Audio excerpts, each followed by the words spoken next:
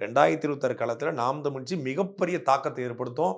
இதுவரைக்கும் தமிழ்நாடு சந்திக்காத கூட்டணிகளை நாம் தமிழ் உருவாக்க இருக்கிறது. கூட்டணியா? ஆமா. இப்ப நீங்க எப்பவுமே அண்ணன் சீமான் சொன்னாங்க. தேசிய கட்சிகளோடும், திராவிட கட்சிகளோடும் கூட்டணி கிடையாது.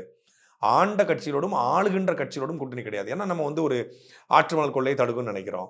ஊழல் லஞ்சத்தை தடுக்கணும்னு நினைக்கிறோம். பாலியல் வன்கொடுமையற்ற ஒரு தேசத்தை படைக்கணும்னு நினைக்கிறோம். இயற்கை விவசாயம் சார்ந்த தொழில்கள் நடைபெறணும்னா, இங்க வந்து நாசகார திட்டங்கள் Sterlite, Kudankulam, SIPCOT, hydro carbon, methane, Kalpakkam இது போன்ற திட்டங்கள் இருக்கக்கூடாதுன்னு நினைக்கிறோம். அப்ப அதை எதிர்க்கக்கூடிய கட்சிகளோடு கூட்டணிங்கிறோம். அந்த அடிப்படையில ஐ எம் வெயிட்டிங் அப்படின்னு சொல்லி ஏற்கனவே தளபதி சொன்ன டயலாக அண்ணன் சீமான் அவர்களும் சொல்லியிருக்காங்க. 2 பேருக்குமான உறவும் பலமா இருக்கிறது. கொள்கை ரீதியாகவும் ஒற்றுமையா இருக்காங்க. அந்த கூட்டணி சாத்தியப்படுவதற்கான 100 விழுக்காடு வாய்ப்பு இருக்கிறது. அதை தாண்டி விஜய் அவர்களும் அண்ணன் சீமான் அவர்களும் இணைவது என்பது ஒரு பேசுபடு பொருளாக மாறிடுச்சு. அதை தாண்டி எனக்கு தெரிஞ்சு ஒரு 18க்கும் மேற்பட்ட அமைப்புகள் நாம் தமிழ் கட்சி தலைமையில கூட இருக்கிறது.